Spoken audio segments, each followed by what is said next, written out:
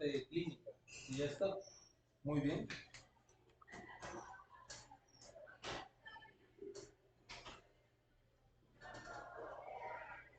Yo en el colegio llevé un curso que arte me enseñaban. Y de verdad, jalé ese curso. Fue el único. Así que, imaginemos que es una tiroides, ¿de acuerdo? Tiroides, no voy a hablar de dónde viene la palabra tiroides, de un escudo griego, que tiene la forma de un escudo griego, nada de esas cosas. Vamos a ir así al grano.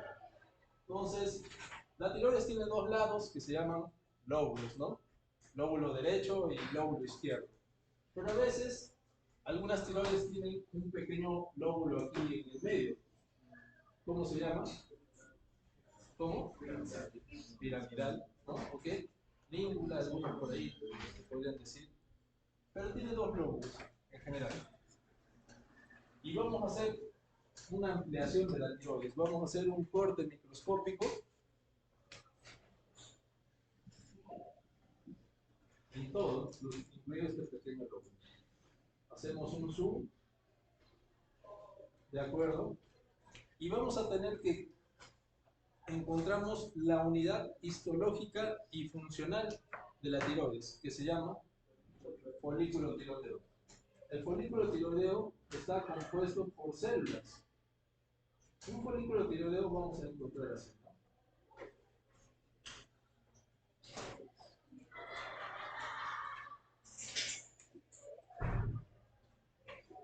¿Se ve hasta atrás? ¿Sí? El folículo tiroideo es este, ¿no? Y es como un círculo de unas células. ¿Cómo se llaman estas células? Foliculares. Las células foliculares.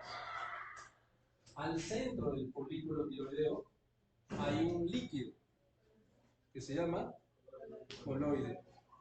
¿Okay? Vamos a poner. Ayer no había rosado allá, pero vamos a ver los amarillos. El coloide. Muy bien. Al costado de las células foliculares hay otras células. ¿Alguien se acuerda cómo se llama? Parafoliculares. Células parafoliculares. Muy bien. ¿Y qué les dije que era una hormona? Es una sustancia química que lleva un mensaje. Pero me faltó decirles algo más. Que viaja a través de la sangre. O sea, es como que el WhatsApp, el mensaje de WhatsApp es la hormona y el internet es la sangre. ¿De acuerdo? Entonces, eso es la característica. Muy bien. Entonces, acá vamos a tener, por ejemplo, un vaso sanguíneo. Hasta ahí estamos. Muy bien. Las células parafoliculares, eso vamos a ver en el metabolismo del calcio. ¿De acuerdo? Las células parafoliculares, ¿qué hormona producen, doctora? Ajá, las parafoliculares, ¿qué hormona producen? Arel. Empieza con calci, calcitonina.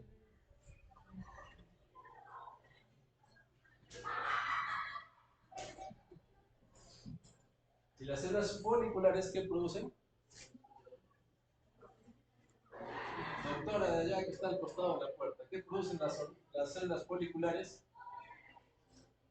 Empieza con T y le agrego la 3 y la T4, ¿no? Se producen la T3 y T4. Entonces, si a mí me preguntan cuántas hormonas, cuántos tipos de hormonas produce la glándula tiroides, realmente cuántas son, 1, 2, 3, ¿no? Eso si es que alguien les quiere complicar la vida, que yo no voy a hacer. Tu ex tal vez te va a complicar la vida, pero yo no soy para complicar la vida. ¿Ya? Pero básicamente nos olvidamos que en la tiroides también se produce la calcitonina. Pero ustedes no se van a olvidar, ¿de acuerdo? Muy bien. Ahora vamos a hacer todavía un zoom a esto. Nos olvidamos de las células parafoliculares hasta que hablemos de la parte de cánceres de tiroides. Puede cerrar la puerta. Vamos a hacer un zoom. Le voy a dar la vuelta a esto.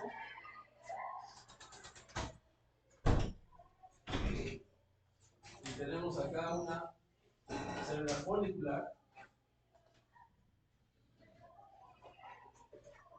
Tenemos acá el vaso sanguíneo.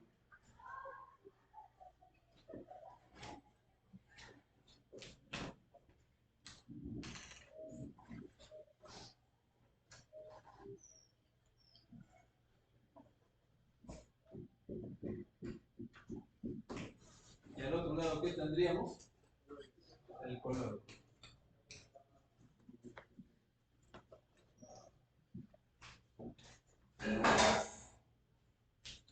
La función de la glándula tiroides en general es producir estas hormonas tiroideas, las cuales estimulan el metabolismo, ¿no? Doctor del fondo que está ahí con la computadora, ¿qué es el metabolismo? El equilibrio, cuando meditas, ya, está bien, pero la doctora del frente, o sea, un asiento más que tú, ¿qué es el metabolismo? Es el equilibrio, si está bien, pero ¿qué más?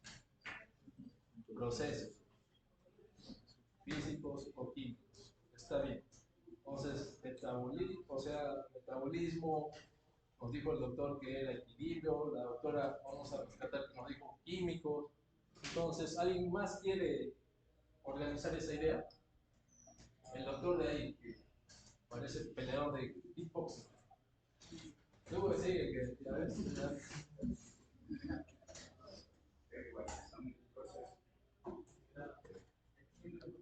Ah, no, tal vez uno es de Muay Thai y el otro de. Tú, ahí está. Dale, no, así, tú.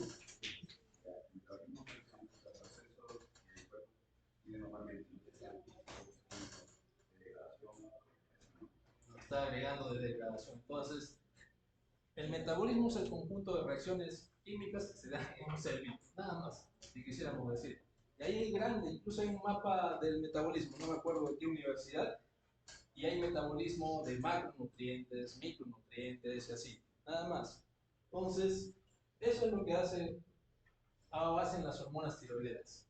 Yo comparo esto cuando les explico a los pacientes con un carro, ¿no? Imagínense que ustedes están manejando un carro y nos dicen velocidad máxima 60 kilómetros por hora, pero también saben que hay velocidad mínima.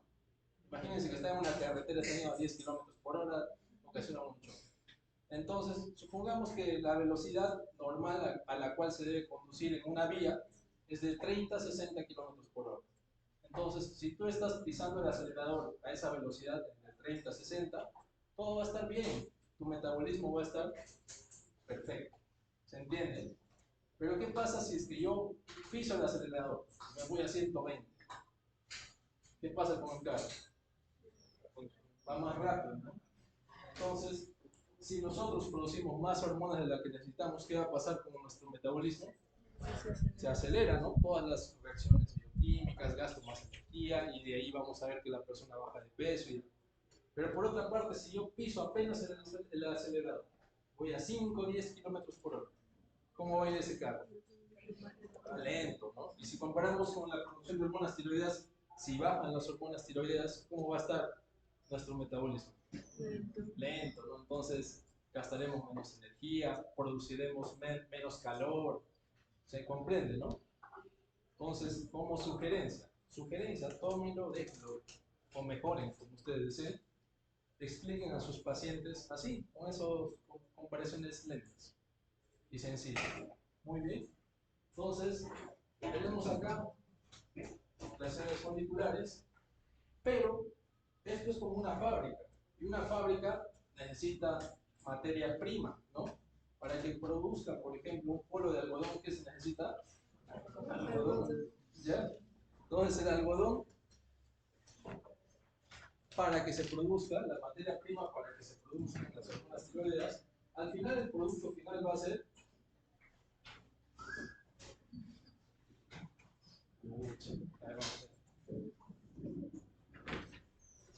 para que se produzcan las hormonas tiroideas que van a ser T4 y T3, hay una materia prima. ¿Cuál es esa materia prima? El yodo. Entonces, el yodo inorgánico llega a través del torrente sanguíneo y tiene que ingresar, ¿no?, a la fábrica, que es la célula folicular, e ingresa a través de un transportador. ¿Alguien sabe cómo se llama? NIS. ¿Pero qué significa NIS? O transportador de sodio yodo. Muy bien. Ingresó el yodo acá a la fábrica, pero tiene que ir a una planta de procesamiento, ¿ya? Que está aquí, en el coloide. Muy bien. Y acá debe atravesar otro transportador. ¿Alguien se acuerda cómo se llama? Tendrín.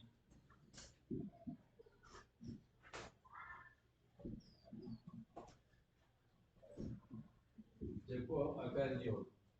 Muy bien. Pero hasta ahí solamente tenemos el yodo. Ese yodo tiene que acoplarse con una proteína para que se formen las hormonas tiroideas. ¿Alguien sabe cómo se llama esa proteína? Tiroglobulina. Y una proteína está compuesta por aminoácidos. Pero ¿qué pasa si es que yo no tengo aminoácidos, pero no tengo tanto como para formar una proteína? Voy a formar antes que se forme una proteína, ¿qué cosa? Péptidos, oligopéptidos, ¿no? Entonces, digamos, ¿no? Un aminoácido es la unidad, es el ladrillo. Construye una pared más o menos grande, más o menos pequeña, diré, un oligopéptido. Sumo más ladrillos, un péptido, y sumo más ladrillos, y tal vez le pongo por ahí un enlace, otra cosa más, tenemos una proteína. ¿De acuerdo? Muy bien. Y como toda proteína, todo péptido, ¿no? O sea, toda cosa derivada de los aminoácidos, ¿dónde se va a generar? ¿En qué organelo? ¿Se acuerdan la producción de una proteína? Ribosina. El núcleo, el ADN, el mensajero, ¿no?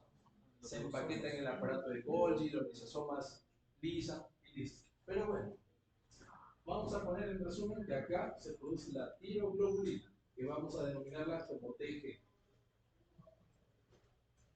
La tiroglobulina se genera aquí, en el folículo tiroideo, y debe llegar acá también, al coloide. Pero el paso de la tiroglobulina al coloide es de forma libre, por pinocitosis. ¿Ya? No tiene que usar un transportador. Entonces la tiroglobulina está acá. ¿De acuerdo? Hasta ahí tenemos dos materias primas, la tiroglobulina y el yodo. El siguiente paso es que se unan. Y ese proceso es dado por una enzima que se llama tiroperoxidasa, que se escribe a veces como TPO, ¿no? Tiroperoxidasa. Muy bien. Y va a suceder que van a nacer algunas tiroglobulinas con una molécula de yodo. Yodo en la tabla periódica es con I, nada más, pero sí pongo acá para que se entienda. Y va a haber moléculas de tiroglobulina que se unen a dos moléculas de yodo. Y esto se va a denominar monotironina, o T1, y diyodotironina, o T2. Pero no solamente se va a formar uno y uno, no, se forman cientos de estas pequeñas moléculas. Es así que vamos a tener T1 y T2. Y cuando se junta una T1 con una T2, ¿me va a dar qué cosa? T3, la T3, y si se juntan dos T2, me va a dar la T4. Muy bien. Ahora estas T3 y T4 vuelven al folículo y de ahí salen al torrente sanguíneo. ¿Hasta ahí estamos? Muy bien. Cuando hablemos de las patologías tiroideas autoinmunes, vamos a hablar de los autoanticuerpos. Y voy a hablar de dos principales y luego cuando hablemos del hipertiroidismo vamos a hablar de otros anticuerpos. Pero siempre vamos a escuchar hablar de los anticuerpos antitiroperoxidasa, que ya saben, van contra la tiroperoxidasa. Y los anticuerpos antitiroglobulina. ¿Se comprende? Muy bien. 3 minutos para procesar, igual para que beban agua, vayan al baño si quieren, como gusten. Así va a ser la clase, ya vamos a ir poco a poco. Ya me aburría, pero tenemos que continuar. Hay que cumplir el contrato. No me aburrí, pero yo sé que nos cansamos, ¿no? Así que nos pusieron como 3 horas, o sea, imagínate.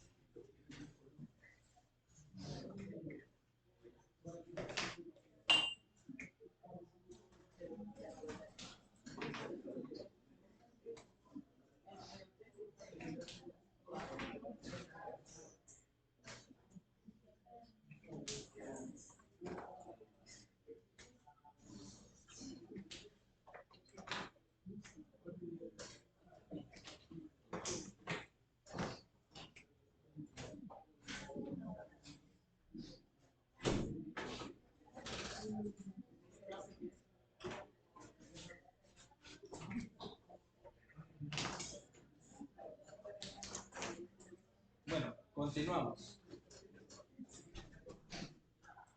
La T4 también tiene otro nombre que se le llama tiroxina, ¿no? La T4 se llama tiroxina. Y la T3, triiodotironina, ¿no? Triiodotironina. Muy bien. Hasta ahí tenemos la T4 y T3 libres en el plasma. Pero parte de estas hormonas se unen a proteínas, ¿no? Entonces, estas hormonas, habrá una parte de ellas se van a quedar así, libres, tal cual salen de la tiroides. Y esas serán las fracciones libres. Entonces habrá T3 libre y T4 libre. Muy bien. Y va a haber una parte unida a proteínas.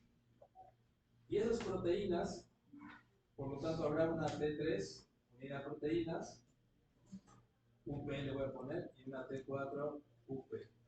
Y esas proteínas son 3. ¿Alguien se acuerda qué proteínas son? Una es la albúmina. ¿Qué más? ¿Qué? Habla bien. TBG. TBG, que es un grupo del coreano. ¿Qué? ¿De qué? Ahora, es que veo. LGBT. Thyroid Binding Globulin. Ahí medio mal con inglés, pero vamos. Significa, pero está bien. ¿Ya? Globulina fijadora de tiroxina. TBG. Y hay otra que se llama prealbúmina, que algunas veces van a encontrar como transthyretina. ¿Ya? Muy bien. Entonces, por ejemplo, la T4 se une más a la tiroglobulina, perdón, a la TBG. La T3 se une en distintas proporciones. Entonces, si bien, y en el nombre está, no el secreto, TBG, ¿no? Globulina fijadora de tiroxina, o sea, de T4, o sea, la mayor cantidad de T4 unida a proteínas va a ser a esta proteína. Muy bien. Cuando salen estas hormonas tiroideas de la glándula tiroides, y depende del libro que revisen, o tal vez escuchan clases de algún lugar, yo qué sé, pero aproximadamente el 90% sale como T4. En algunos libros, en algunas fuentes van a encontrar 80%, yo qué sé, y la T3 será aproximadamente un 10%. Muy bien. Estas proteínas, como buena proteína, ¿dónde se producen? Normalmente en el hígado. Se producen en el hígado. ¿Está bien el hígado así? De ese lado, tenemos problemas. ¿Sí? Ya. Por lo tanto, habrá situaciones en las cuales, por ejemplo, se producen más proteínas.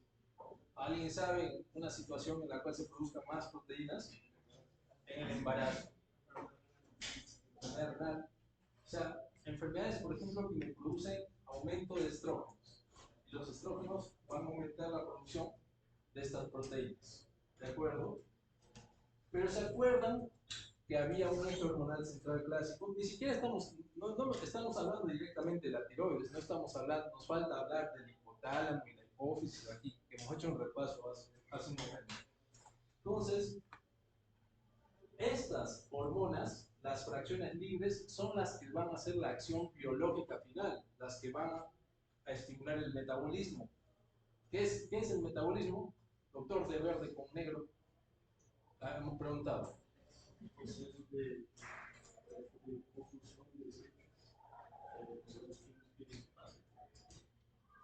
Hasta que está bien, te felicito, pero hasta que explicó el paciente ya se murió.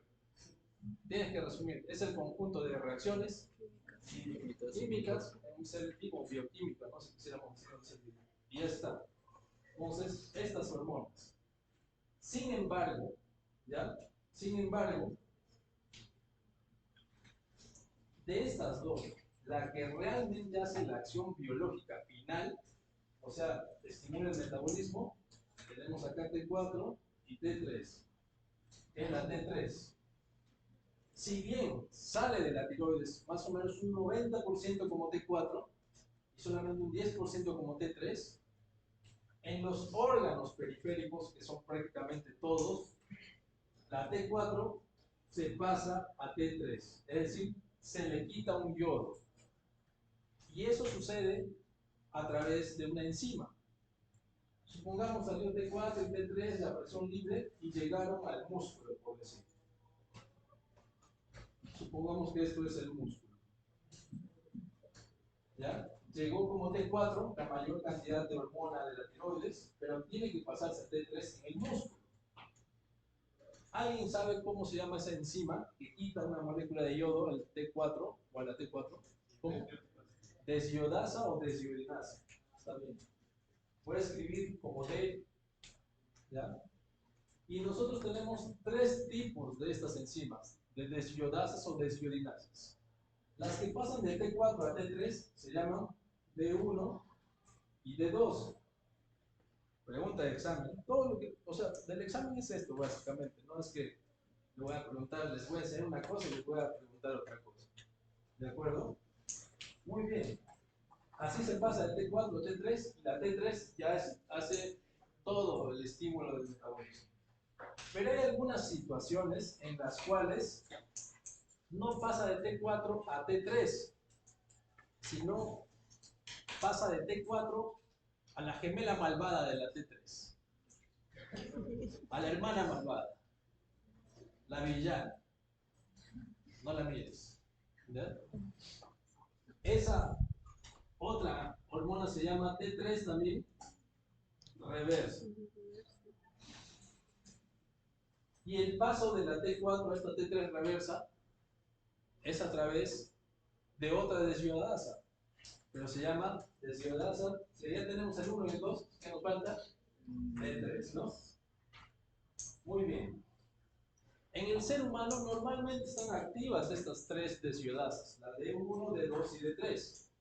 Pero lógicamente nosotros necesitamos T3, por lo tanto, estas desviodasas, la D1 y la D2, están en mayor cantidad. Y la D3 la necesitamos, porque el cuerpo es lo que es, gracias a Dios, en su sabiduría nos hizo. Y si nosotros solamente produciríamos T4 y T3 así, estaríamos con un metabolismo acelerado. Entonces, una forma de controlar que no nos pasemos, no se pase nuestro cuerpo de la raya produciendo T3, es teniendo esta otra deshidrasa. ¿De acuerdo? Pero normalmente está en menor cantidad que estas dos primeras deshidrazas. Muy bien. Hasta ahí estamos, ¿no? ¿Todo está correcto? Listo. ¿Qué más les puedo decir aquí? Hay algunas situaciones en las cuales la D3 está más activa que la D1 y la D2. Y por ejemplo, en un órgano puede haber más de 1 que de 2, en otro hay más de 2 que de 1, y así. Pero hay algunas situaciones en las cuales la D3 está más activa, es decir, se produce menos T3 y más T3 reversa. Una de esas situaciones, ¿alguien sabe? Estados de qué? Críticos, ¿no? Vas a entrenar y está bien, te felicito. Ahora, tienes que generalizar eso en un solo término. ¿Qué le dirías? ¿Qué producen esos estados de estrés? ¿Pero el estrés a qué me lleva? Empieza con inflamación. O sea, es situaciones, es que ustedes van a ver los libros y van a encontrar muchos términos. Pero puede ser un estado crítico, una enfermedad, sepsis, pero todos estos temas me llevan a una inflamación sistémica, si quisiéramos decir, no SIDS, ¿ya? Pero vamos a poner enfermedad, pero ustedes saben, una enfermedad sistémica. Imagínense si hacen un cortecito acá, ¿creen que eso les va a hacer producir más D3? No, ¿no? Pero una artritis reumatoide, una sepsis, así. Entonces una enfermedad que tenga repercusión inflamatoria sistémica, básicamente. ¿Ya? Enfermedad, si quisiéramos decir. Otra situación, no he comido hace 7 días, del ayuno. Pero ayuno de 1 a 2 horas, un ayuno prolongado.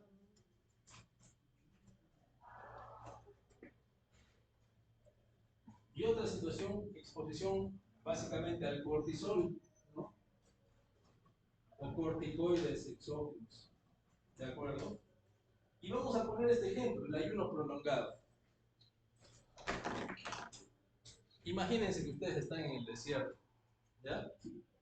Se quedan apenas con agua y no tienen comida. Y su sistema tiroideo está produciendo T3. ¿Y la T3 qué va a hacer? Aumenta el metabolismo. Pero Dios es Dios, ¿no? Cuando estamos en ayuno prolongado, dice, tranquilo, vamos a hacer que tus hormonas tiroideas, básicamente tu T3, no haga que gastes energía de lo que no tienes. Entonces, no vamos a activar tanto D1 y D2, que vamos a activar D3, ¿no? Entonces, ¿qué va a pasar con la T3? Si la mido, va a estar normal, alta o baja. Baja, y si tuviera la posibilidad de medir la T3 reversa, ¿cómo va a estar? Elevada. Entonces mi metabolismo va a disminuir, yo no voy a consumir tanta energía, va a disminuir, pero no como el doctor que ya está durmiendo tanto, ¿no? Si tienen algún problema, ¿ya? Sentimental, económico, cualquier cosa, tenemos apoyo también aquí. No sé si alguien está atravesado por esas cosas. Tanto económico no. Pero Hay psicólogos acá. O me avisan y les mando un TikTok ahí de autoayuda, no sé. Entonces, se dan cuenta, y así todo lo que vayamos haciendo va a ser razonando. O sea, el cuerpo es no de la nada, ¿no? Dios no hizo nada al azar. Entonces, estas cosas no suceden así porque sí. Ya acaban de entender por qué la D3 se activa. Y cuando hablemos del embarazo, en la placenta se produce también D3. Entonces, cuando la D3 está activada, ustedes pueden entender esto como que es un mecanismo protector. ¿Y protege de qué? De que la D3 no sea tan alta para estados que no son necesarios. Por ejemplo, las hormonas tiroideas, ¿en qué favorecen al feto? Al neurodesarrollo. Pero si es que nos pasamos de hormona tiroidea, también quemamos a ese fetito. Quemamos, me lo estoy diciendo, yo sé que ustedes comprenden, un alemón así. O sea, las hormonas tiroideas en el desarrollo fetal son necesarias en cantidades fisiológicas. Si nos pasamos, alteramos ese neurodesarrollo. Y también si quedamos menos, también. ¿Ya? Entonces en el embarazo, como vamos a ver, hay mayor producción de hormonas tiroideas. Y es por eso que la placenta tiene un mecanismo de defensa que produce ¿qué cosa? D3. Es otra forma de entender. Muy bien. Ya voy a acabar con esta parte. Tenemos una fracción unida a proteínas y una fracción libre. ¿Ya? Y ahora vamos a recordar el hipotálamo y la hipófisis, ¿no? ¿El hipotálamo qué produce? El hipotálamo va a producir TRH, la cual llega ¿a dónde? A la hipófisis, que le voy a poner con H minúscula, y la hipófisis produce ¿qué cosa? TSH. Y la TSH llega a la tiroides. La TSH es el principal estímulo para la producción de hormonas tiroideas. ¿Ya? Y acá la TSH va a tener receptor en las hormonas, en los folículos tiroideos. Acá tenemos la TSH, el receptor de TSH. Muy bien. Hasta ahí estamos. ¿Se comprende? Listo. Entonces, hay los famosos mecanismos de feedback, que ustedes lo estudiaron en fisiología, ¿alguien se acuerda? Feedback positivo, ¿qué significa? Que aumenta, y feedback negativo, que disminuye. Muy bien. Entonces, vamos a suponer que no hay yodo. Antes, todavía ni siquiera, esto es fisiología todavía de la tiroides, no hemos entrado a la parte clínica como tal. ¿Ya? Pero la primera causa de hipotiroidismo antiguamente, aunque todavía hay zonas donde hay deficiencia de yodo, es eso, la deficiencia de yodo. Entonces, si yo tengo yodo, ¿voy a producir hormonas tiroideas? Sí. Si no tengo yodo, no. ¿De acuerdo? Supongamos que hay deficiencia de yodo. El yodo falta, automáticamente bajan estas hormonas, pero en el hipotálamo y la hipófisis se censa, se mide la cantidad de las hormonas tiroideas que se están produciendo. Pero ¿qué fracciones medirán el hipotálamo y la hipófisis? ¿Las fracciones unidas a proteínas o las fracciones libres? Libres. Y yo les dije que la T4 pasa a T3. ¿Cuál de ellas tiene mayor acción biológica? ¿La T4 o la T3? T3. Entonces, básicamente la T3 es la que es censada en el hipotálamo y la hipófisis. Seguimos con este ejemplo. Estamos hace 100 años, deficiencia de yodo.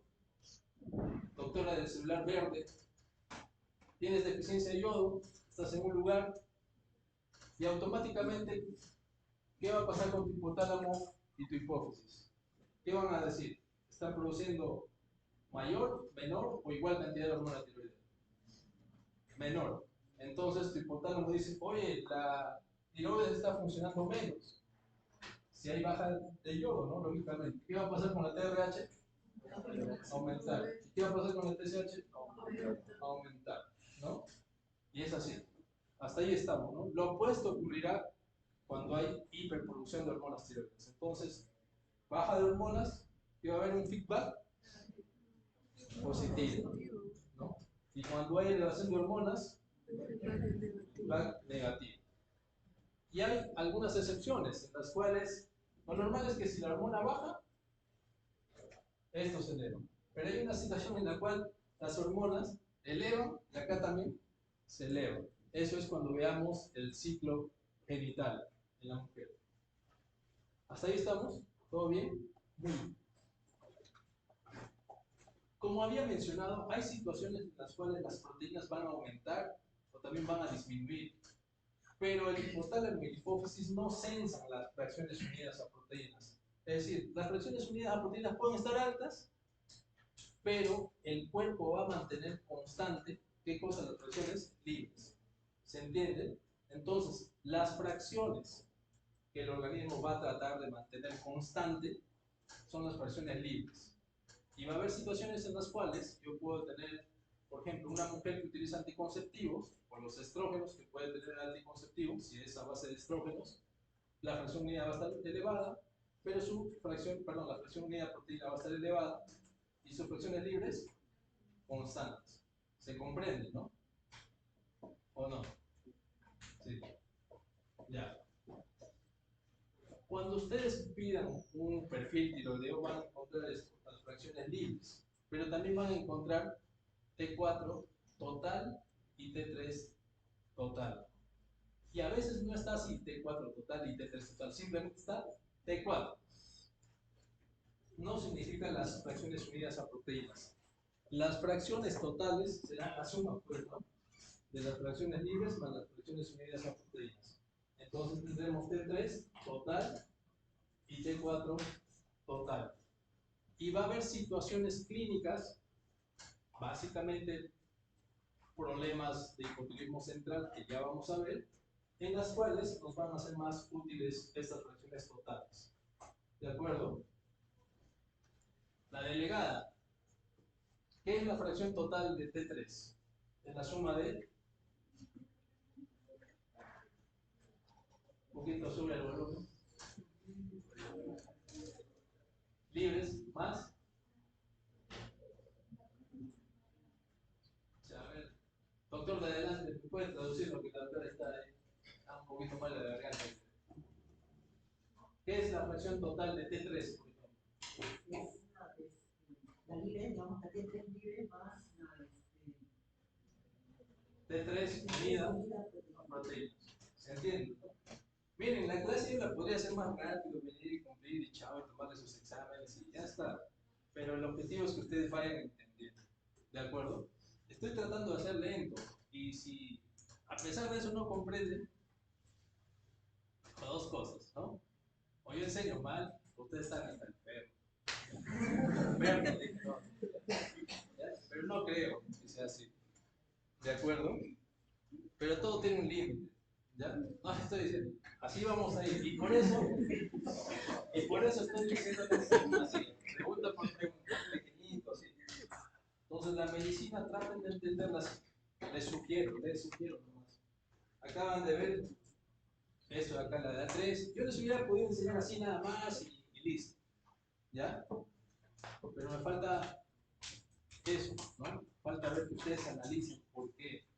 De ahí cuando veamos más adelante diabetes, van a ver esto de acá, por qué algunas veces produzca insulina, glucagon, qué pasaría si todas las células funcionaran con insulina. Les voy adelantando, si todas las células de nuestro organismo requirieran de insulina para que puedan captar la glucosa, seríamos personas obesas. O sea, ahí estoy medio gordito, pero viviríamos siendo obesos. Entonces, no todas las células utilizan insulina. Y ya vamos a analizar eso. ¿De acuerdo? Y me faltó decirles algo. Estas situaciones en las cuales la T3 reversa se produce en mayor cantidad porque la D3 está aumentada. Acá les he dicho que normalmente la D3 está disminuida, pero en estas situaciones la T3 reversa aumenta porque la D3 aumenta. Estas situaciones, fíjense, una enfermedad sistémica, o sea, una persona puede llegar con una neumonía, pero no tiene ningún problema en la tiroides. Una persona puede tener una artritis reumatoide, ¿no? Y está utilizando corticoides, ¿no? De forma crónica, dosis altas, pero no tiene un problema de tiroides como tal.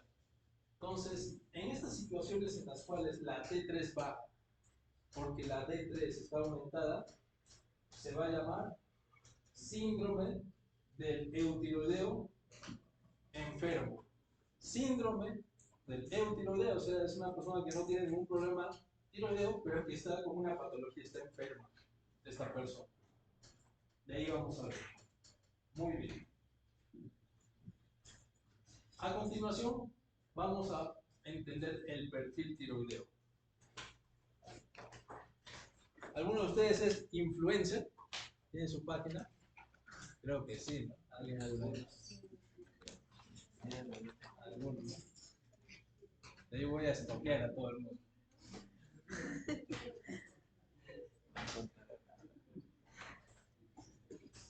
El perfil tiroideo, y estamos hablando no del hito, la cosa así, sino de lo que realmente van a encontrar. ¿Ya? Tenemos la TSH. Es básica. Clínicamente, o sea, no medimos TRH. Para estudios clínicos, o sea, de investigación, como que sí. Pero en el día a día, no. Luego, vamos a medir normalmente las fracciones libres. ¿Ya? Vamos a trabajar con las fracciones libres. T4. Pero no voy a poner T4 libre, T4. Y T3. ¿Ya? T3. T4. Ya ni siquiera voy a poner T3. ¿Ya? Cuando ustedes estudian, están en la parte clínica, en el hospital, su tía les pregunta porque dicen, oye hijito, ¿en qué año de medicina estás? En quinto año. Entonces, mira, yo tengo hipotiroidismo. Ya. Cuando tu tía te traiga su examen, así te van a dar. TSH en todo el mundo. Acá hay peruanos, brasileños y alguna otra nacionalidad. Chino, uruguayo. De otro país, porque en sexto año hay Colombia, Ecuador y Perú. ¿De otro país hay acá? Van, muy orgullosos que son los que sí. ¿Nadie? De Brasil ya dije. ¿Nadie más? ¿De otro país no hay? Bolivia. Ustedes son de Bolivia, ¿no? Yo soy de Arequipa. Ah, arequipeño.